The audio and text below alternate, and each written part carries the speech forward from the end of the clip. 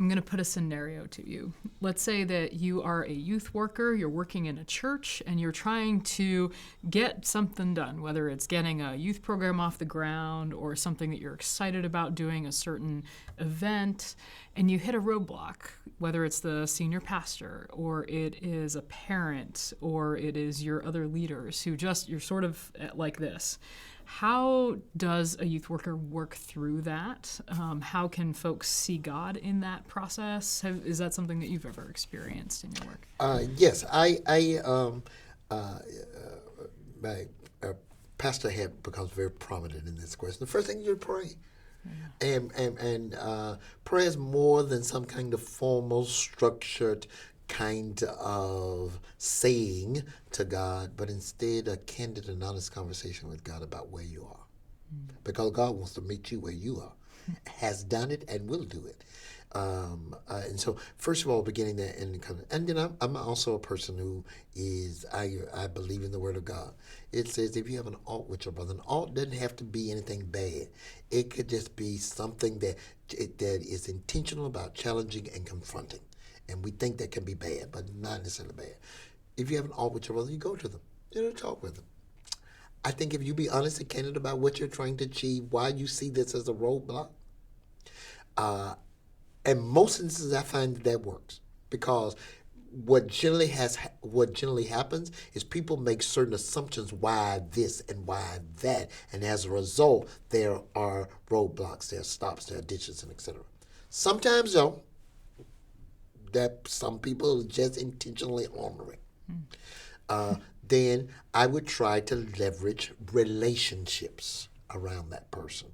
That's when the Bible says, go get 2 or 3 other witnesses. And then if they don't hear you, then you take them to the church. Then I also think at that point, if you can't leverage the relationships and the things around them in order to try to move this thing forward, and it may not move forward the way you want it to, then I think if that doesn't work, then you probably need to be in conversations with the pastor. Who can help mediate or resolve the issue. And then it says if they don't hear them, they do either got to be released and going forward or find some alternative way to do it. Now, what does that do for the individuals that involved? I think it prepares the team or the people doing the ministry to be better equipped, better informed, be more insightful as they move forward in their planning and casting vision for the ministry. Again, I want to just underscore this. This is not something that you can pull together some people and say when in the church meeting this month we're going to do it and we're doing it next month. Because people want youth engagement. They want to be a space for youth engagement. They don't really understand what that totally means. And you've got to get everybody on board to do that. And so during that time, hopefully you've gotten those assurances when issues like this happen that you got this kind of protocol to move through it or alternative to means of it. And so once those things kind of happen, it just only equips the team, the community to be better prepared the next time and to find alternative ways. And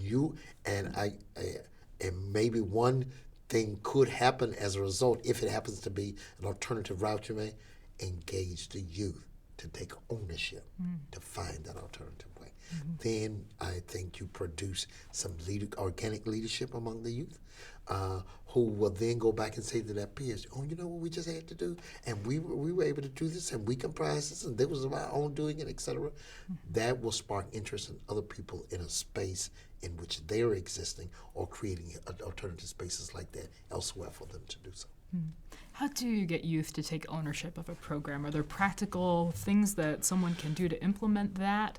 Do you find that it's easier to do that than one might think? What's your experience? I don't think it's easy, but again, I think this is about process, helping them become comfortable with who they are, their strengths, and giving them, allowing them, providing the opportunities for them to take ownership.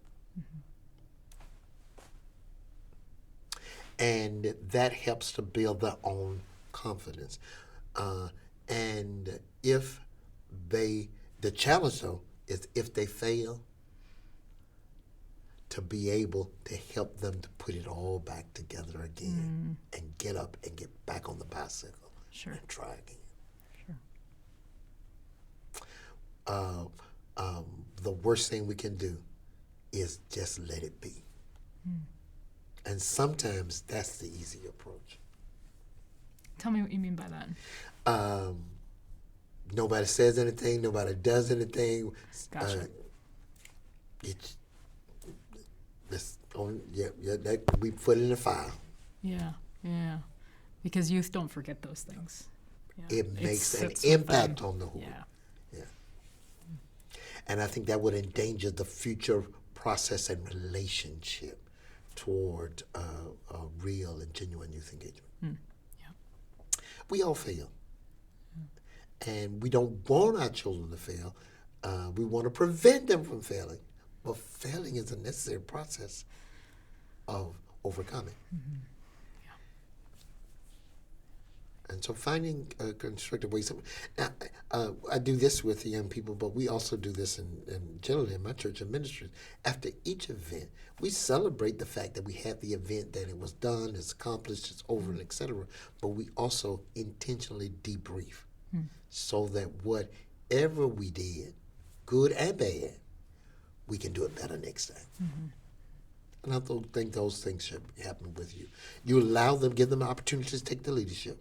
Support them in it, celebrate them in it, but also debrief with them about it. So, and help them to allow them to debrief. Say, you know what, that music, even though I like that music, it really didn't fit that occasion. Yeah.